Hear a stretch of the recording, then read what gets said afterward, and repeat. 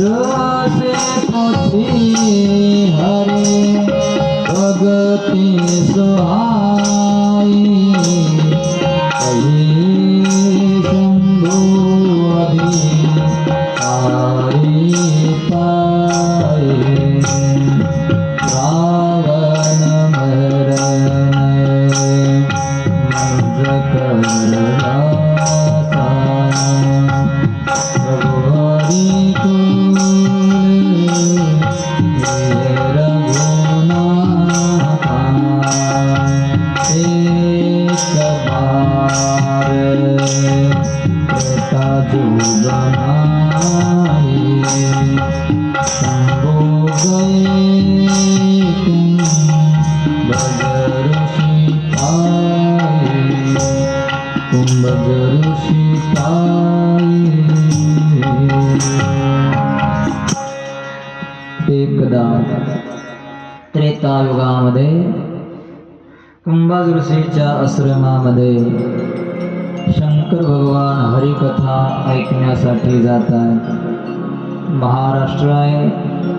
महाराष्ट्रामध्ये अहिल्यानगर जिल्हा आहे. या अहिल्यानगर जिल्ह्यामध्ये संगमनेर तालुका, या तालुक्यामध्ये अगस्त्य ऋषींचा आश्रम आहे.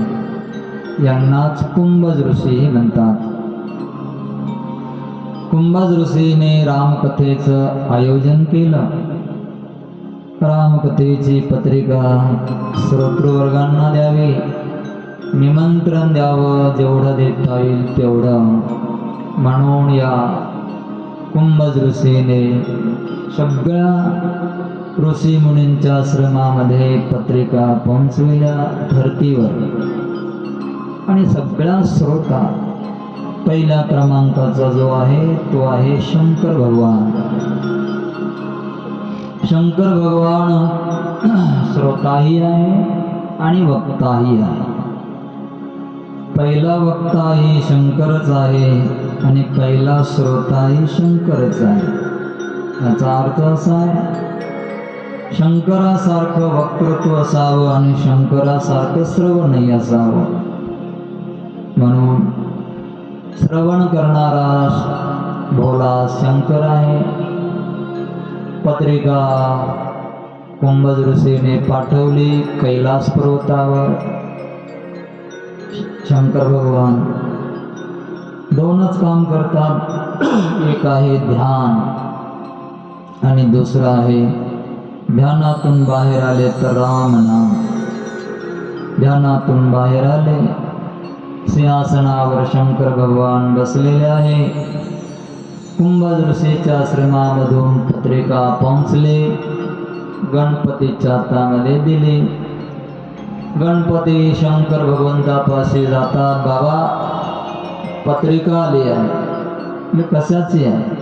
लग्नाची आहे का? नाही, लग्नाची नाही. बाबा, कशाची आहे? रामकथा श्रवण करण्यासाठी आहे. अच्छा,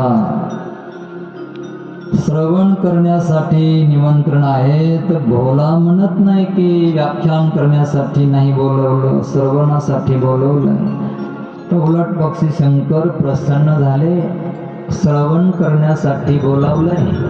वा वा, मग तर आणखी आनंद आहे. आयते लाडू खायला मिळणार आहेत. श्रवण करणं म्हणजे आयत पत्रावळीवर